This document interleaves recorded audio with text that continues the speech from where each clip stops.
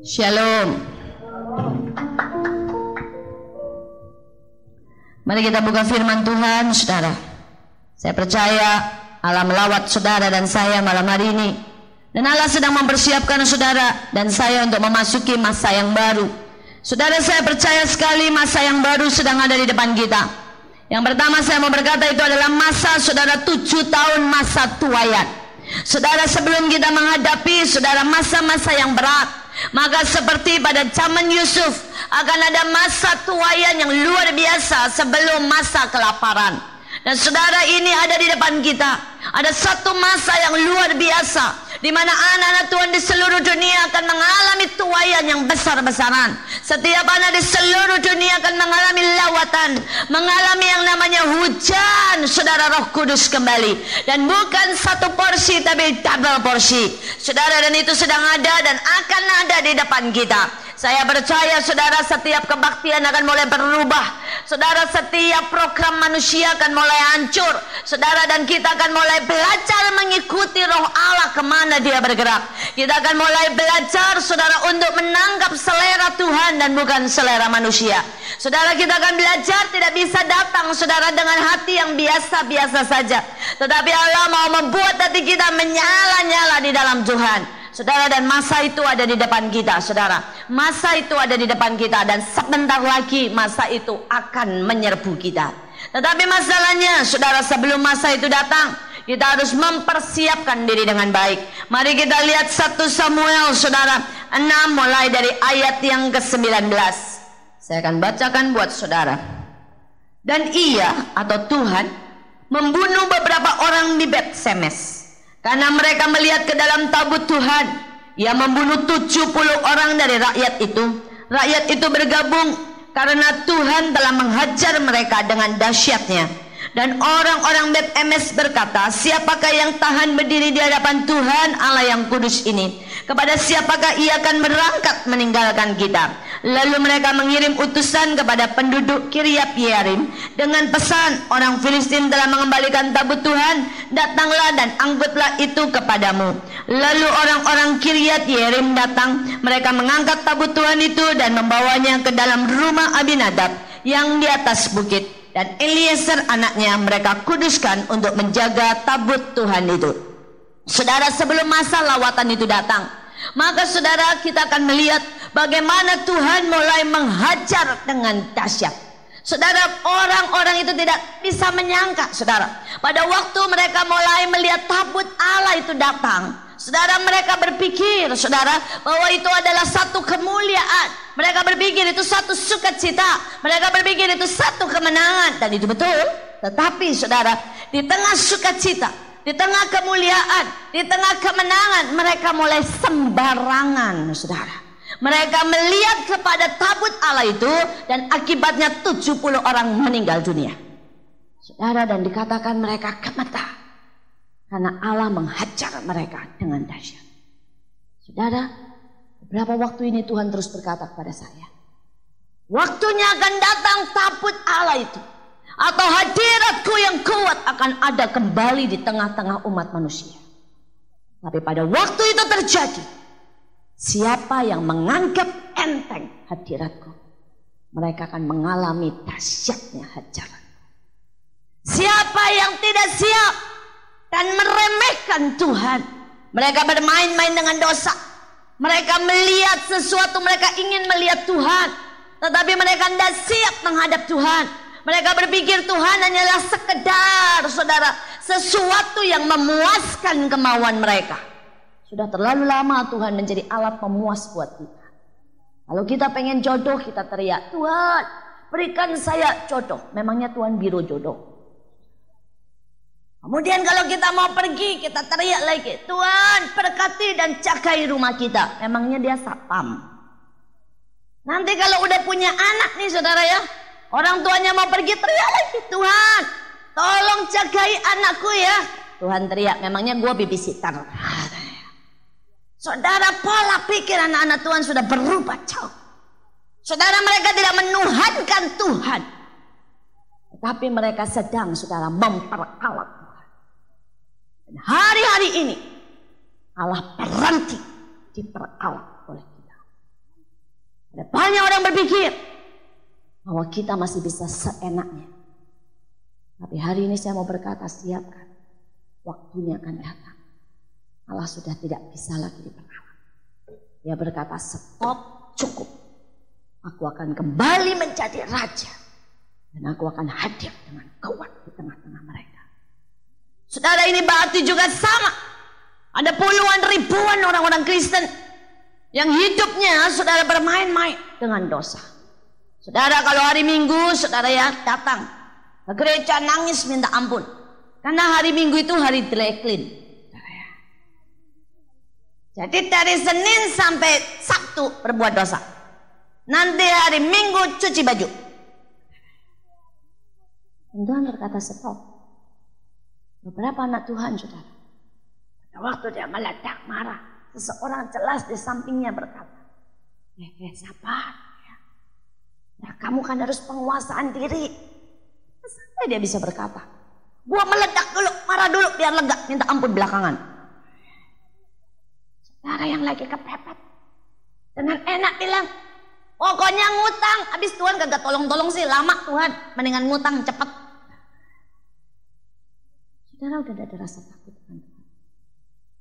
Beberapa orang saudara yang sudah kerja, dia berkata, tuntutan kerjaan, gua mesti ke karaoke, ke tempat-tempat yang kotor, ke pub, tuntutan kerjaan.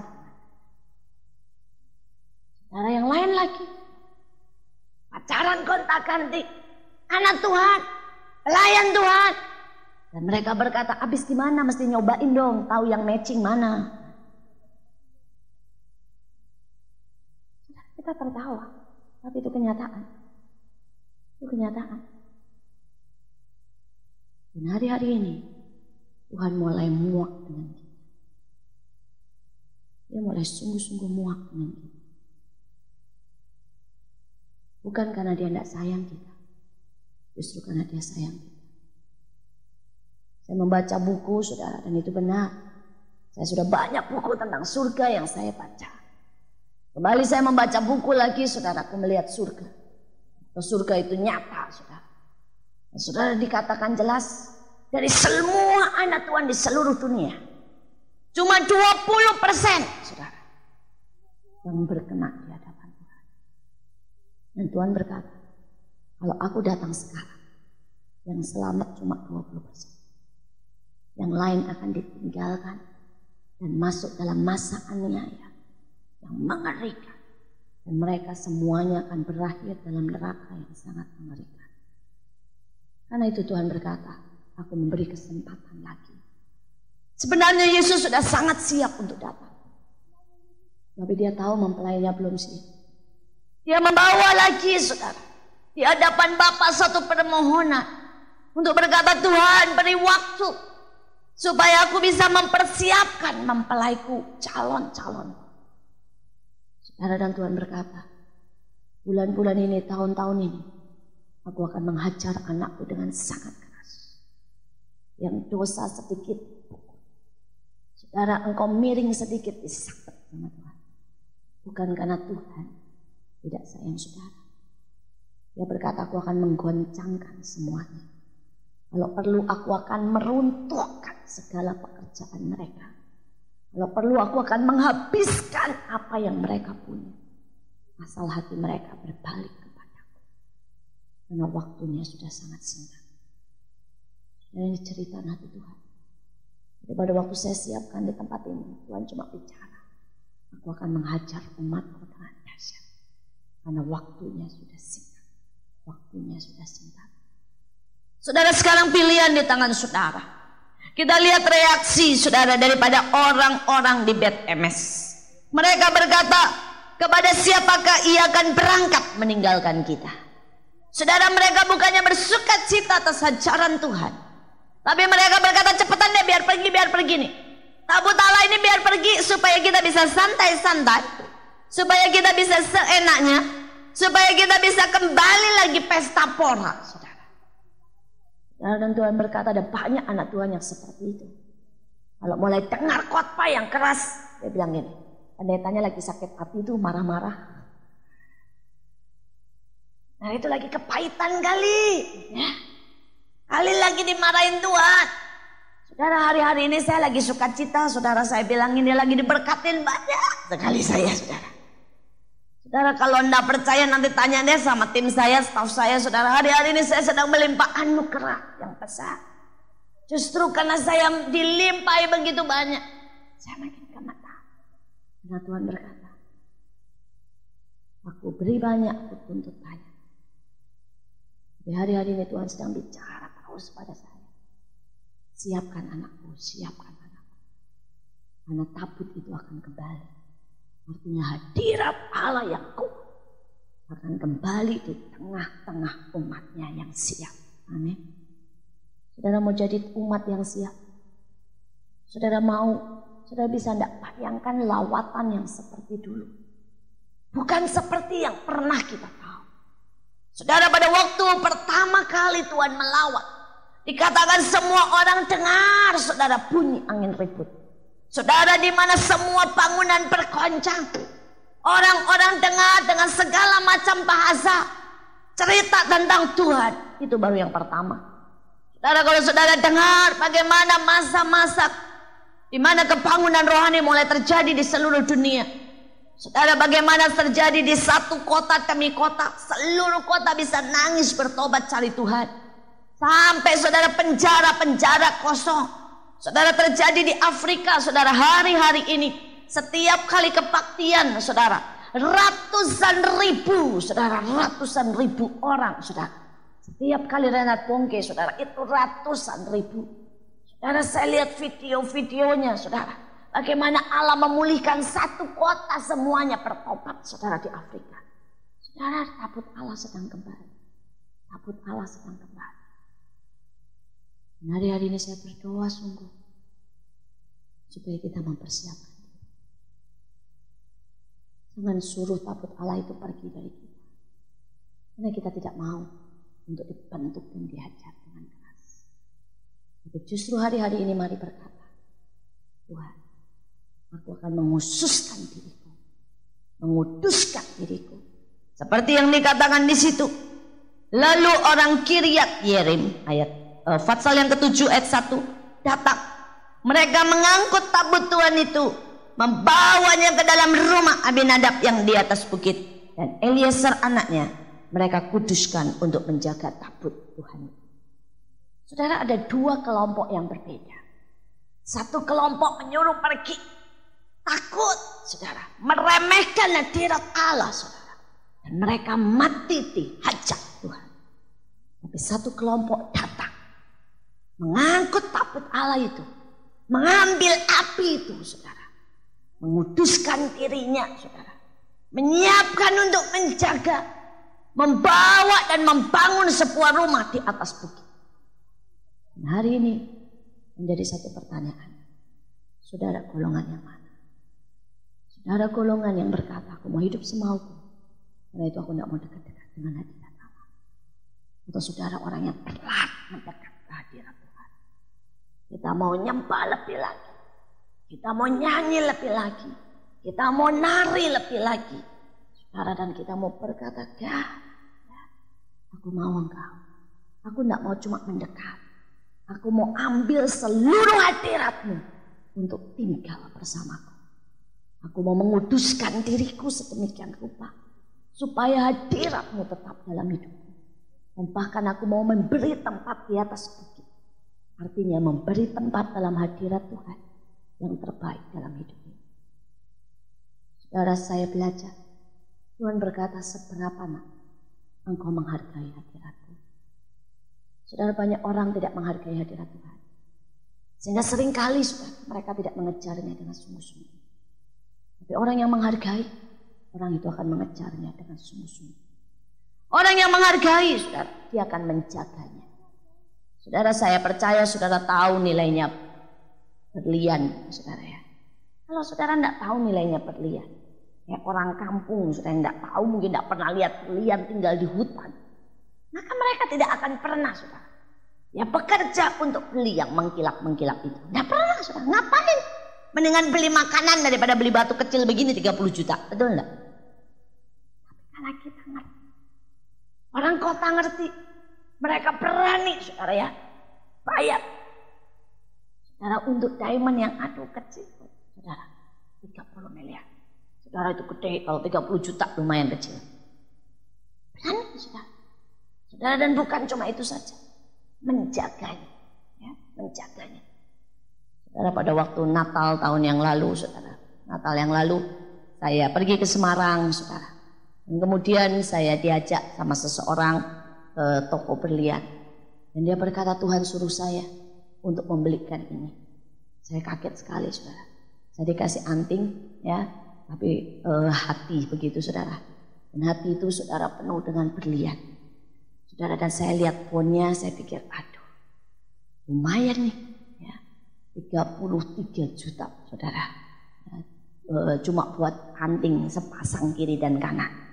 Saudara, dan kemudian saudara, saya pulang, saya bawa anak saya melotot, dia bilang, kayak begini mah, sekecil begini 33 juta. Iya, saudara, dan kemudian setiap kali saya pakai, anak saya ngeliatin terus. Saya bilang, kamu kenapa ngeliatin mama terus? Takut hilang mah, sayang, katanya. Ya, saudara, masih kecil, saudara, anak saya baru umur 10 dan 12 tahun. Tapi begitu dengar 33 juta, saudara, ya, itu setiap berapa menit sekali ngeliat, saudara, ya. Berapa menit sekali ngelihat, saya bilang lama-lama nanti kamu tengeng, saudara, ya. Soalnya terus ngelihat, dia bilang takut hilang soalnya mas saya. Rupanya saudara, bukan cuma anak saya, saudara, ya. Suami saya ikut-ikutan, ya. Saudara, saya pulang, saudara, ya. Saya udah taruh, saudara, ya. Dia langsung nanya, mana ya antingnya? Udah, saya bilang, ya, udah ditaruh, saya bilang. Terus saya bilang, kok nggak pernah nanyain saya, nanyain anting sih, saya bilang. Saudara, dan dia bilang, mahal sih, katanya, ya, sayang kalau hilang, saudara, ya. Tapi pada waktu itu cuma contoh kecil. Karena kita tahu, saudara, harganya mahal, maka kita menjaganya. Kita menjaganya, takut untuk hilang. Tapi berapa banyak dari kita menjaga hadirat Tuhan? Berapa banyak kali dalam sehari kita berkata, Tuhan, apakah hadiratmu masih ada? Atau kita cuek-cuek, hilang kagak apa-apa. Saya rasa tidak ada orang gila, ya, yang punya anting 33 juta terus kemudian saudara jalan terus megang, hilang, santai, oh hilang satu, ya sudah, tidak ada kan? Tapi saya rasa hadirat Allah lebih dari itu, betul? Lebih dari 1 miliar, lebih dari 2 miliar. Tapi seberapa kita berkata, Tuhan, jangan pernah itu hilang dan diambil dari hidupku. Daud berkata itu. Dia berkata, Tuhan, kalau engkau mau ambil kerajaanku, ambil. Kalau engkau mau ambil semuanya, ambil. Dia bilang satu hal, jangan ambil rohmu dari hidupku. Saudara, berani tidak untuk berkata hari-hari ini, aku mau engkau, aku mau lebih dari siapapun di dunia ini, aku mau engkau, dan aku mau hadirat. Saudara, ini hari-hari di mana Allah menawarkan siapa yang mau masuk lebih dalam, atau saudara mau pergi. Ada satu perubahan yang besar. Orang-orang yang tidak bisa mengikuti arus Tuhan, mereka akan tertinggal. Tapi orang-orang yang akan mengikuti arus Tuhan adalah orang-orang yang harus berani meletakkan apapun.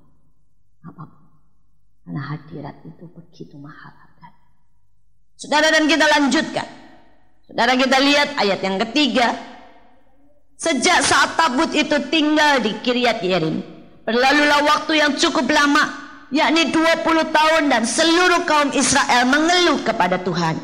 Lalu berkatalah Samuel kepada seluruh kaum Israel demikian, jika kamu berbalik kepada Tuhan dengan segenap hati, maka jauhkanlah para Allah asing, para Asitorat dari tengah-tengahmu, dan tunjukkanlah hatimu kepada Tuhan.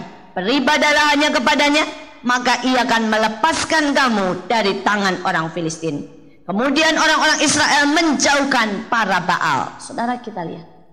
Saudara, pada waktu itu ditaruh, saudara, ya, di atas. Kalau saudara baca nanti selanjutnya, saudara, maka daerah itu diberkati Tuhan luar biasa. Ya, orang-orang itu ada dalam perlindungan Allah. Tetapi orang-orang Israel yang jauh dari tabut itu, orang-orang Israel, saudara, yang tidak dekat di situ, saudara, mereka makin gersang dan makin gersang. Musuh makin menekan dan menekan, saudara. Persoalan makin banyak dan luar biasa menghantam mereka.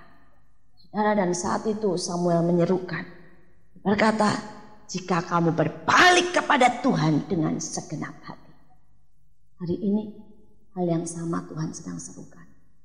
Mau enggak kita berbalik pada Tuhan dengan segenap hati? Jauhkan semua Allah. Saudara, mungkin beberapa dari saudara berkata, saya enggak punya patung gede di rumah. Sekali lagi saya berkata bahwa Allah itu bukan patung, saudara. Tapi para Allah atau ilah zaman sekarang itu bisa uang, bisa pacar, bisa televisi, bisa hobi, bisa anak, saudara. Dan hari demi hari, saudara dan saya harus berani menjauhkan itu semua dari hidup. Saudara, saya belajar untuk meletakkan satu persatu. Saudara, saya pernah mengasihi ayah saya begitu rupa. Dan suatu saat Tuhan berkata, bisa enggak kamu meninggalkan ayahmu? Ya.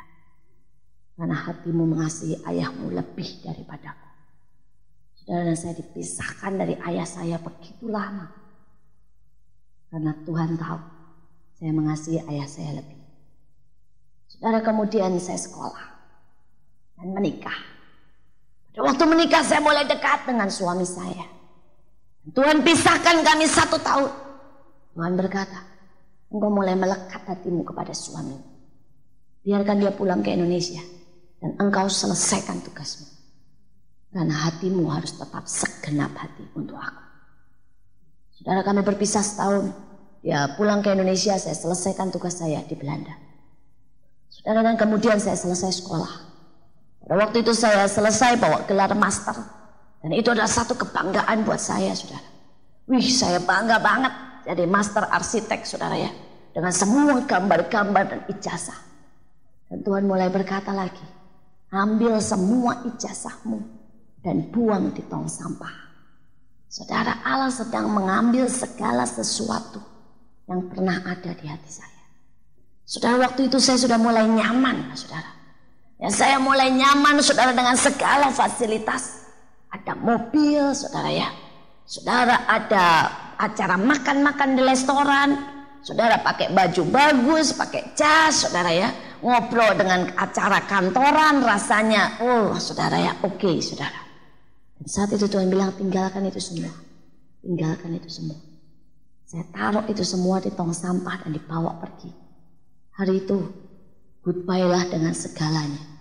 Saya berpikir itu adalah hari perpisahan saya, saudara ya, dengan restoran-restoran yang bagus. Saudara, saya ini jujur sebenarnya penggemar gaya hidup metropolis mungkin, saudara. Jadi saya suka duduk di kafe gitu, saudara ya, minum Starbucks gitu, saya suka sekali, saudara.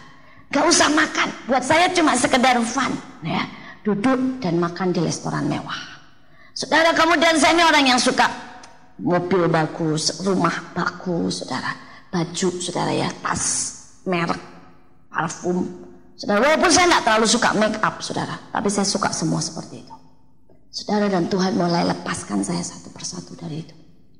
Pada waktu Tuhan suruh saya masuk dalam pelayanan pemulung, pelayanan anak jalanan, Allah ambil semua fasilitas yang ada. Dan saya ini orang paling cerewet dan butuh teman, saudara. Dan hari-hari itu Allah masukkan saya dalam karantina yang luar biasa. Tuhan taruh saya di Bekasi. Waktu itu saya belum kenal siapapun. Tidak ada telepon, tidak ada handphone, tidak ada pembantu. Dan suami saya kerja dari pagi, saudara ya, jam 7 pagi sampai jam 8 malam, saudara. Dan itu karantina yang paling oke, saudara. Nggak bisa dihubungi siapa-siapa. Nggak ada telepon, nggak ada HP, nggak ada, saudara.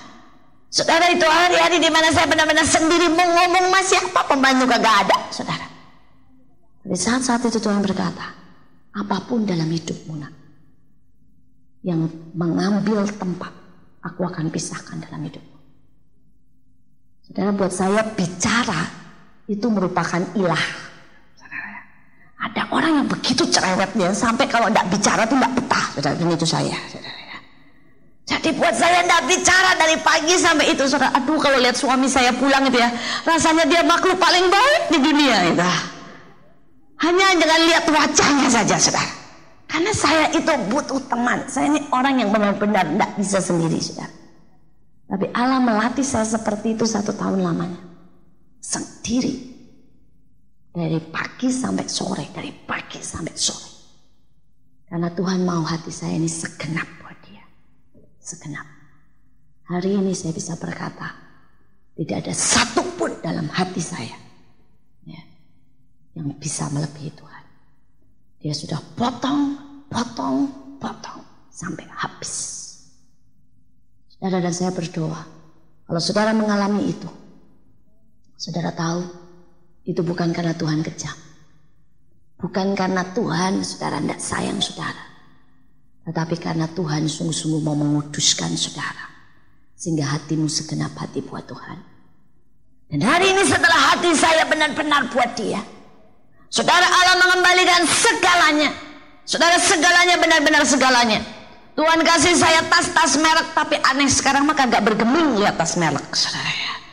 Kalau dapat, saudara, saya barusan dapat 2 tas merek, saudara, baru crash tas merek. Saudara, teman saya datang, saudara, dan Tuhan berkata, kenapa kamu nggak kasih ke dia? Dia nggak punya tas merek. Itu baru ada di rumah saya setengah jam. Teman saya datang, saya bilang, kamu suka? Mau ambil ki? Saya, saudara ya. Saudara, yang satu lagi, saudara, saya bilang, ada lagi. Saya bilang, teman saya lagi yang lain datang. Dia bilang, mau ambil. Sudah enggak berkeming di sini loh, saudara. Enggak ada ikatan sama sekali. Saudara, beberapa waktu yang lalu, saudara ya, saya dibawa makan di restoran, saudara. Dan di restoran itu, saudara, baru duduk, saya buka menunya, saudara, saya cukup kaget. Steak, itu restoran steak, saudara. Yang paling murah itu, saudara, harganya 450.000. Itu yang paling murah, saudara. Steaknya tok, saudara ya. Enggak buffet, enggak, steak tok. Saya mikir gini, ini yang paling murah 450.000. Gua mau milih yang mana? Ya, masa mau milih supnya? Ya. Saudara, itu makan siang sungkan, saudara ya. Saudara, dan saya bilang sama yang ngajak saya makan, saya bilang, terserah deh Bu, Ibu mau pilihin yang mana? Terus dia pilihin. Saya pilihin yang ini ya Bu, katanya. Sudah dipilihin yang 500 sekian, saudara, 1 piring. Itu baru steaknya, ya. Itu belum supnya, belum saladnya, belum wine-nya. Wah, pokoknya buat segala macam deh, saudara. Saudara, kalau dulu, saudara ya, saya akan berasa, wih, wow, gitu, saudara. Yang ini saya cuma mikir, saya mau lihat ya, steak 500 sekian itu rasanya kayak apa. Pada waktu datang, saya mikir gini, kok rasanya juga dagingnya, kagak kerasa yang lain tuh. Terus saya sampai nanya, ini kenapa sih Bu mahal banget? Terus dia bilang, ternyata itu steak penyiksaan, saudara. Saudara tahu kenapa? Karena itu rupanya, saudara, kenapa begitu mahal? Itu sapi kecil, tidak boleh bergerak seumur hidupnya. Dimasukin di kandang, saudara ya, di Jepang, dengan makanan khusus, yang penuh dengan mineral, kesehatan, dan sebagainya. Dan seumur hidupnya, sapi ini tidak pernah bergerak, saudara. Sehingga dagingnya tidak ada yang berotot, semuanya empuk, saudara ya. Nggak pernah gerak, saudara ya. Dikotakin, benar-benar dikotakin, saudara. Dan saudara, sapi ini nggak pernah tua, saudara. Umur tertentu, kalau nggak salah cuma umur 1,5 tahun sudah dipotong, saudara. Jadi waktunya sangat pendek, saudara ya. Terus kemudian nggak pernah bergerak, saudara. Makanannya khusus, saudara. Hampir nggak ada lemaknya, tapi dagingnya empuk sekali. Saudara, katanya, saya rasa sih pokoknya tetap kerasa daging aja begitu, saudara ya. Nggak tahu saya yang goblok atau gimana, saudara. Tapi sekarang itu nggak ada bedanya buat saya. Saya makan steak yang 20.000 sama yang 500.000 di lidah saya tuh hampir mirip-mirip gitulah, saudara ya. Saudara, saya sekarang berkata, Tuhan, kenikmatanku apa? Dia bilang, kau lihat kan, kenikmatanmu sekarang cuma aku. Dan itu benar. Saudara, hati saya hari-hari ini tuh makin hari. Bukan saya tidak bersyukur untuk itu semua. Saya bersyukur. Tapi itu bukan lagi yang terutama dalam hidup ini. Yang paling saya nikmati, cuma kalau hadirat Allah ada.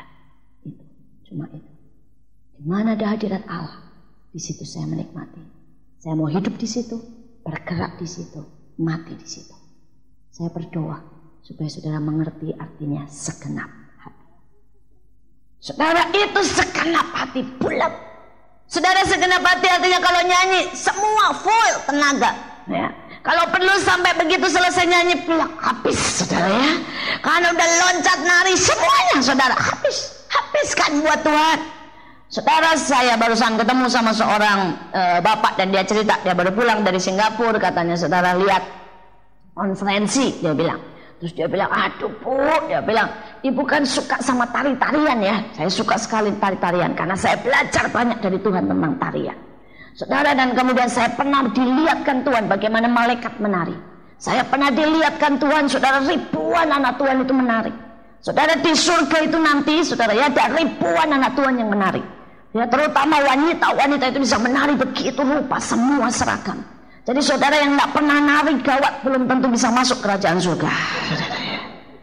Yang badannya kaku gitu saudara ya. Saudara dan saudara berpikir, enggak apa-apa Bu, badanku kaku, Tuhan tahu hatiku, katanya. Salah besar. Kalau badannya kaku, hatinya juga kaku, saudara ya. Karena Alkitab berkata apa yang dari hati itu pasti memancar keluar, betul? Enggak mungkin. Kalau badanmu ngececang sama gini nih ya, nggak bisa angkat tangan aja setengah tiang. Hatimu seluruhnya ke Tuhan, bohong besar, saudara ya. Bohong, saudara. Saudara, karena itu saya berkata biasakan menari kalau anda nak masuk surga nanti. Saudara yang lain juga biasakan nyanyi, saudara. Karena di sana itu setiap hari ada acara kebaktian. Kalau saudara baca tentang buku-buku tentang surga, saudara akan tahu setiap hari ada kebaktian. Setiap hari ada pujian, tarian. Nah saudara-saudara itu bagiannya ya, ada firman memang, ada musik saudara, dan anak-anak Tuhan yang di dunia bisa mengikuti dan mendengar musik surgawi, dia akan tetap melayani musik di surga.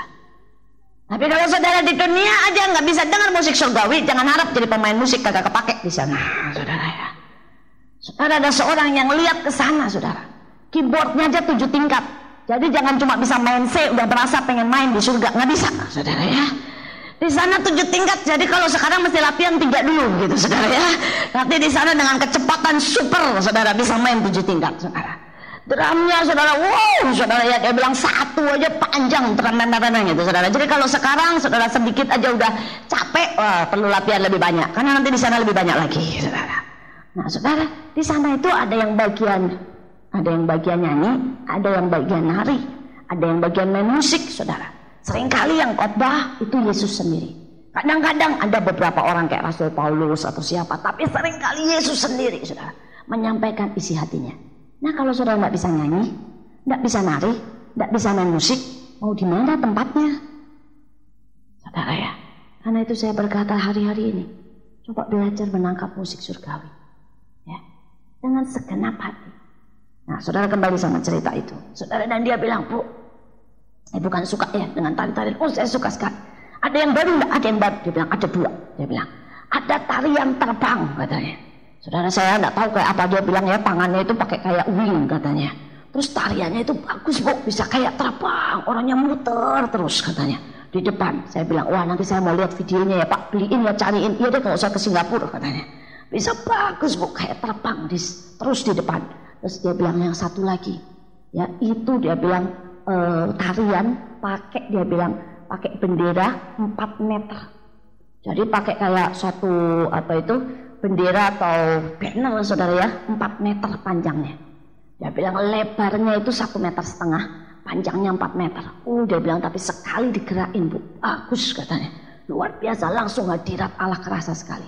Saya langsung bilang pasti ya yang megang itu kuatnya luar biasa. Pak itu laki ya, badannya segede apa? Coba bayangin saudara, 4 meter.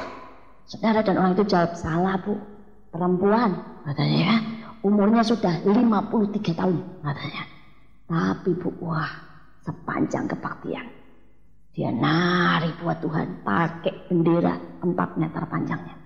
Tadi pagi saya baru dibawain fotonya dan dia bilang, Bu saya mau bikin, ibu mau enggak? Mau bikinin. Nanti siapa Bu yang mainin? Nanti gimana? Gampang, cari orangnya, saya bilang. Saudara, sebenarnya saya kemarin sudah dengan sok gaya, saudara, waktu diceritain saya ngomong begini, karena saya tahu alat-alat seperti itu di Singapura itu dijual, saudara. Jadi kemarin dengan sok gaya saya langsung bilang begini, Pak, kalau Bapak ke Singapura lagi pesan ya Pak ya, yang 4 meter ya, saya bilang begitu. Terus dia senyum bilang, Ibu mau? Dia bilang, tahu enggak harganya? Enggak tahu. Berapa Pak? 12 juta katanya. Wah, 1 bendera 12 juta, saudara ya. saudara dia bilang, iya Bu, pokoknya kalau yang bagus buat Tuhan sih. Saya bilang, bukannya begitu Pak, kita cetak aja di Indonesia kan selalu lebih murah ya, betul lah saudara ya. Jadi akhirnya tadi pagi saudara ya, saya berburu bersama orang ini, saya bilang, ayo kita cari deh ya kain yang bisa buat dicetak seperti itu, dan kita tiru dengan model Indonesia yang semua lebih murah. Saudara, tapi poinnya di sini saudara, tidak ada alasan bilang sudah tua, 53 tahun. Tapi dia bilang dia tuh selalu nyiptain tarian baru. Dia buat alat-alat baru. Ini ibu menghususkan diri untuk itu. Segenap hati. Nah saudara, ini usia berapa? Kadang-kadang ada yang 25, 20, 30 aja belum nyampe. Baru loncat dikit udah ngos-ngosan. Tadi juga waktu kan terbang, gak ada yang terbang. Eplek-eplek saudara ya. Mau apaan? Ini sih kagak terbang saudara ya. Kupu-kupu aja kagak ngangkat itu sih saudara. Saya cuma mau berkata ini hari-hari saudara. Mari lakukan dengan segenap hati. Amin. Lakukan dengan segenap hati. Oke, kita lanjutkan saudara. Kita lanjutkan. Kita lihat saudara ayat yang kelima. Lalu berkatalah Samuel, kumpulkanlah segenap orang Israel di Mizpah, maka aku akan berdoa untuk kamu kepada Tuhan. Setelah berkumpul di Mizpah, mereka menimba air dan mencurahkannya di hadapan Tuhan. Mereka juga berpuasa pada hari itu dan berkata, di sana kami telah berdosa kepada Tuhan. Dan Samuel menghakimi orang Israel di Mizpah. Saudara, ada beberapa poin di sini yang penting. Yang pertama saudara adalah doa. Sebelum saudara hadirat Allah yang luar biasa itu dipulihkan, maka yang pertama saudara adalah benar saudara yang namanya pujian itu harus pulih. Saya tidak ulang lagi tentang pujian, tetapi yang kedua saudara, saya mau berkata doa harus dipulihkan. Hari-hari ini ribuan orang Kristen sudah kehilangan roh doa saudara. Mereka sudah tidak bisa berdoa dalam bahasa roh lebih dari 10 menit, tidak bisa. Mereka sudah tidak ada punya erangan saudara. Mereka sudah tidak punya lagi doa syafaat. Mereka tidak punya doa pagi, doa petang, saudara, tidak ada saudara. Semuanya saudara, semua cuma sekedar. Paling ada sih doa makan, doa tidur. Saudara, tidak lebih dari 1 menit Tuhan berkati makanan ini dalam nama Yesus, amin. Nah, orang Kristen yang seperti ini saudara, belum bisa masuk. Karena itu hari-hari ini Allah sedang mau supaya kita dipulihkan dalam doa. Saudara, ada sebuah penglihatan pada waktu itu berkumpul beberapa banyak orang dari gereja mana-mana saudara. Mereka berdoa, mereka nyanyi, saudara ya. Tetapi kemudian tidak terjadi apa-apa. Dan mereka mulai berkata, mana katanya ada transformasi? Mana katanya Tuhan Yesus mau datang? Mana katanya ada lawatan? Terus satu demi satu mereka mulai keluar. Satu demi satu mereka keluar. Sampai akhirnya tinggal sedikit sekali. Mungkin tinggal sekitar 20%, saudara, benar seperti itu. Tinggal 20% dari orang yang tadinya begitu banyak keluar. Jadi banyak keluar semuanya. Saudara, dan pada waktu tinggal 20%. Mereka mulai doa lagi, tapi doanya beda. Kali ini doanya menggerang, saudara, seperti seorang yang melahirkan. Saudara, di sini mungkin belum banyak ibu-ibu yang melahirkan, saudara ya. Tapi percayalah, saudara, melahirkan itu tidak bisa dengan separuh tenaga. Ya. Saya sudah melahirkan normal anak saya 2, saudara. Melahirkan itu butuh segenap kekuatan. Saya belum pernah lihat ada ibu yang mau melahirkan ya, baru sakit perut sebentar ya. Ini dulu, ya, capcay. Nggak ada tuh. Seumur hidup saya udah nungguin beberapa orang mau melahirkan. Ya. Sekuat apapun, nggak ada yang bisa melahirkan dengan nyanyi. Haleluya, nggak ada tuh. Semua dengan segenap hati. Udah ada yang ngecerit, ada yang nangis, saudara ya. Ada yang nyubitin suami karena kagak kuat, gitu saudara ya. Pokoknya saudara dengan segenap hati, saudara. Nah saudara, pada waktu itu saudara, orang ini melihat pada waktu orang itu menggerang doanya itu udah kayak orang nangis teriak saudara. Tiba-tiba itu langit terbuka. Lawatan Tuhan itu datang, saudara.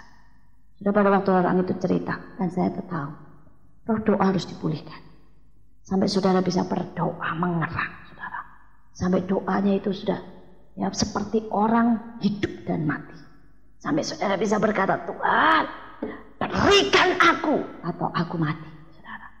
Ya saudara, doa ya seperti orang melahirkan. Dimana saudara sampai benar-benar berkata tidak bisa, mau tidak mau. Saya tidak pernah ketemu orang melahirkan berkata gini, kalau boleh keluar, keluarlah. Nggak keluar kita tunggu kapan-kapan deh semaunya deh. Nggak ada saudara. Semua berkata sekarang atau saya mati. Kalau nggak keluar saudara ya, anak itu yang mati atau ibunya yang mati. Betul? Saudara, dia mengerang. Seberapa saudara merindukan lawatan. Seberapa saudara merindukan Tuhan. Sampai saudara ada kerangan seperti itu. Saudara, selanjutnya di sini dikatakan mereka menimba air. Saudara, orang Kristen yang dewasa, mereka tidak hanya mendapat air, tapi mereka menimba air. Saudara, di dalam hidup kita sebenarnya ini ada aliran-aliran air hidup, betul? Dan itu perlu ditimba keluar, saudara, keluar. Karena banyak kali, saudara, hati kita ini sudah ditutupi batu-batu. Batu-batu kekerasan, batu-batu rutinitas, batu-batu kebiasaan. Nah, beberapa waktu yang lalu, saudara, saya marah dengan tim musik. Saya berkata sama mereka, saudara, di tempat saya. Ya, saya kalau di tempat lain saya tidak baik, saudara. Tapi kalau di tempat sendiri saya jauh lebih galak, saudara. Saya marah sama mereka, saya bilang, tahu nggak, saya sampai apal, saya bilang. Ya, selalu lagu ini pembukaannya ini, saya bilang. Tengahnya begini, belakangnya begini, saya bilang. Saya sampai apal kalau kalian mau muji Tuhan, ya mau menyembah, pertama C, A, M, D, M, saudara ya muter begitu-begitu, saya bilang ya. Saya bilang, kalian mau apa? Kalian mau nangkap suara surgawi atau kalian mau terjebak dalam rutinitas? Kalian pernah berikan nasi yang terbaik? Tanya, walaupun lagunya sama. Ya. Misalnya lagu itu lah. Kalau saudara kerja, nggak diperhatiin, nggak ada yang muji. Ngapain mau kerja? Nggak ada yang muji, itu sombong, saudara ya. Bentuknya banyak. Kalau ribut sama istri atau sama suami, terus nggak mau ngaku, nggak mau ngalah, nggak mau minta ampun, bilangnya dia yang salah kok, ini masalah prinsip, itu sombong. Seringkali orang berpikir bahwa sombong, saudara ya, itu masalah pamer. Saya kaya, sekali lagi, itu sombong kampungan udah banyak yang hilang, saudara ya. Tapi sombong elit banyak yang kumat, saudara. Jadi saudara, ada banyak orang, saudara, begitu sombong. Dia merasa dia lebih berjasa, dia merasa lebih kerja keras, dia merasa saudara ya lebih baik dari saudara-saudara seimannya. Dia merasa saudara dia itu yang paling saudara ya mengerti dan paling rohani. Itu semua kesombongan, kesombongan besar. Dan Allah biasanya hancurkan. Karena kalau tidak, maka saudara mampet hatinya. Nah saudara, semuanya itu harus dibuang. Pada waktu itu semua dibuang, baru saudara bisa menimba air. Saudara menimba yang lain adalah firman Tuhan. Ini adalah firman. Kalau saudara cuma dengerin dari orang, namanya tidak menimba, saudara. Namanya, saudara ya, saudara dikasih minum. Tapi kalau menimba adalah pada waktu saudara diam dengan Tuhan dan berkata, Tuhan, bukakan firman-Mu, berikan aku pengertian yang dalam, dan buat itu jadi rema dalam hidupku. Maka itu namanya menimba. Menimba butuh tenaga. Menimba butuh, saudara ya, ketekunan. Menimba butuh, saudara ya, kekuatan. Dan anak-anak Tuhan hari-hari ini dipanggil untuk mulai menimba. Amin. Ya, menimba air. Saudara, kita lanjutkan. Mereka diminta juga untuk berpuasa. Saudara, puasa yang Tuhan kehendaki, Alkitab dengan jelas berkata, itu bukan soal makan dan minum, tapi berpuasa yang kukehendaki, kata Tuhan, menyerahkan apa yang kau inginkan kepada orang lain. Saudara, itu namanya berpuasa yang Tuhan mau. Baca saudara di dalam Yesaya. Artinya saudara, ada banyak orang berpuasa cuma soal makanan. Tapi Alkitab berkata, engkau puasa tapi tetap marah. Engkau puasa tapi tetap nuding-nuding orang. Engkau puasa tapi tetap menghakimi. Dan Alkitab itu bicara kasar sekali. Dan dikatakan, percuma kamu bertahun-tahun puasa, aku tidak suka dengan puasamu. Saudara, banyak orang puasa tapi tidak ngerti. Saudara, puasa itu menyerahkan yang paling engkau suka buat orang lain. Kalau saudara punya sesuatu yang mungkin saudara sangat suka, anak muda salah satunya mungkin handphone. Nah, mau puasa beneran, coba handphone yang terbaik itu kasih ke orang lain. Nah, ya. Yang begitu saudara sudah tidak perlu dibahas, saudara. Saya tahu saudara belum nyampe, ya. Tapi masalahnya saudara, ini bicara soal puasa. Saudara, ada mungkin hal lain yang kau suka, yang kau suka untuk diperhatikan. Sekarang beri ke orang lain. engkau memperhatikan orang lain. Dapat berkat suka kan? Sekarang memberkati orang lain. Engkau suka untuk dikasihi, ya, kasihi orang lain. Itu namanya puasa. Puasa yang kedua Alkitab berkata, membuka belenggu-belenggu, betul? Karena banyak orang Kristen, dia masih terbelenggu dan lihat orang lain terbelenggu, dia tidak mau tahu. Tapi kalau saudara mau berkata tentang puasa, saya tahu banyak di antara saudara sedang berpuasa. Ya. Saudara, maka saudara harus belajar membuka belenggu-belenggu. Setiap orang coba tanya sama Tuhan, belenggu apa yang ada dalam hidupku? Mungkin ada belenggu kemarahan, mungkin ada belenggu saudara yang namanya saudara belenggu sakit hati, iri hati. Patahkan itu dalam nama Yesus. Patahkan itu, berjuang. Dan biar orang lain juga yang mengalami belenggu-belenggu itu saudara doakan, ya, supaya mereka juga dilepaskan. Itulah Alkitab berkata, puasa yang Tuhan kehendaki. Dan setelah puasa, kita lihat yang selanjutnya saudara, ya, ayat yang ke-9. Sesudah itu Samuel mengambil seekor anak domba yang menyusu, lalu mempersembahkan seluruhnya kepada Tuhan sebagai korban bakaran. Dan ketika Samuel berseru kepada Tuhan bagi orang Israel, maka Tuhan menjawab dia. Saudara, yang ketiga atau yang keberapa saya tidak tahu saudara, ya, adalah korban. Allah sedang mau membalikkan umat Tuhan di dalam korban yang benar. Saudara, sudah terlalu lama anak Tuhan saudara selalu maunya saudara dapat. Begitu datang kebaktian, tujuannya apa? Dapat berkat, dapat urapan, dapat kesembuhan, ya, dapat jodoh termasuk di dalamnya, ya, pokoknya dapat saja saudara temanya. Tetapi hari ini saya mau supaya saudara kembali korban. Kalau saudara baca orang-orang dulu jemaat yang mula-mula, setiap kali mereka datang, mereka itu jual rumah, jual tanah, sampai tidak ada yang miskin di antara mereka, betul? Hari-hari ini jual tanah, jual rumah udah jarang, saudara, ya.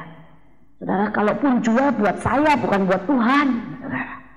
Saudara, tetapi korban ini akan dikembalikan Tuhan. Kerelaan untuk berkorban, kerelaan untuk berkorban. Saudara, dan setiap orang akan belajar untuk memberikan yang terbaik. Saya bersyukur saudara, pada waktu tahun lalu kami selesai membangun saudara, ya, membangun SD dan TK saudara, itu 12 miliar. Dan Allah selesaikan dalam 10 bulan, Allah tutup semua jumlahnya. Saudara, Desember saya tantang saudara, jemaat kami. Kami tantang saudara, dan itu staf pekerja sekitar 150 orang. Kami tantang saudara. Dan mereka, saya berkata sama mereka, kita tidak bisa, ya, minta dari orang lain sebelum kita berkorban. Kita tidak bisa, ya, minta dari Tuhan sebelum kita memberi. Ya. Saya bilang, siapa? Semuanya siapkan untuk korban. Untuk tahun depan kita bangun SMP dan SMA. Saya itu tahu gaji mereka, PK mereka saya tahu, hidup mereka saya tahu. Kalau bisa dirata-rata saudara, maka penghasilan mereka rata-rata itu 1 juta ke bawah.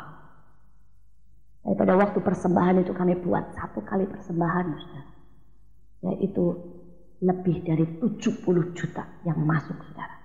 Orangnya sekitar 150 lebih saudara. Belum lagi termasuk kalung, cincin, dolar, semuanya saudara. Pada waktu saya lihat, saya berkata, wow, Tuhan, Engkau itu dahsyat. Dan saudara tahu Allah itu menghargai korban. Begitu saudara kami Desember letakkan korban itu, Januari kami dapat 2 M besi saudara. Kami dapat 3.000 supermi saudara, ya, dos. Dos bukannya biji, dos. Kami dapat bal-balan baju saudara. Sampai hari ini saudara, ya, keuangan terus berlimpah saudara. Karena sudah tingkat 2 saudara, SMP dan SMA-nya. Kami sedang cor SMP dan SMA. Saudara, itu membutuhkan kurang lebih 20 miliar saudara.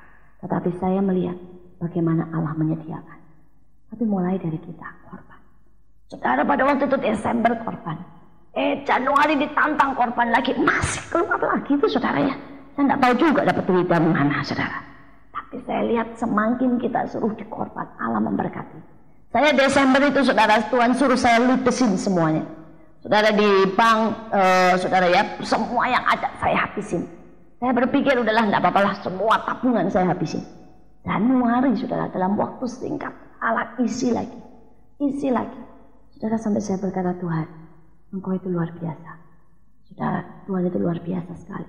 Ini hari-hari di mana kita sedang dibawa untuk berani berkorban. Saudara berani berkorban. Karena itu saya berdoa supaya saudara mulai tahu Allah sedang memulihkan. Allah sedang memulihkan. Kemarin tanggal 25 saudara ada kebaktian di sana di Holy Stadium saudara, tempat Pak Petrus Agung. Dan saudara semua yang datang, saya berkata jangan datang dengan tangan hampa. Datang menghadap Raja ya dengan korban. Saya bilang juga sama anak saya, ya, Mama mau dari sekarang kamu siapkan sesuatu. Itu Jumat Agung. Tuhan sudah mati buat kita. Jadi kalau datang pas Jumat Agung, bawa korban yang terbaik. Saya nanya sama anak saya, kamu mau bawa korban apa?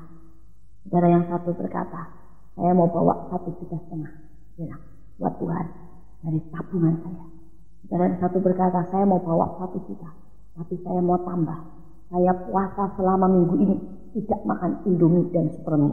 Ya, karena itu makanan favorit dia. Itu bukan sembarangan, bukan karena dia tidak suka itu terus dia puasa. Enggak, saudara ya. Itu makanan favorit dia. Biasanya 2 hari sekali pasti dia cari, saudara. Tapi dia bilang seminggu ini saya mau korban. Nah, saudara saya lihat, ya, saudara mereka masih sangat muda, saudara. Tapi saya bersyukur mereka sudah tahu artinya korban. Mereka berkata kami mau korban, saya mau korban. Saya berdoa saudara supaya kita semua belajar tahu artinya korban. Ya. Kita mau dipulihkan. Dan kalau saudara lihat dikatakan di sini, maka Tuhan menjawab dia. Pada waktu kita sungguh-sungguh kembali, maka kita tahu Tuhan akan menjawab kita. Mari kita berdoa.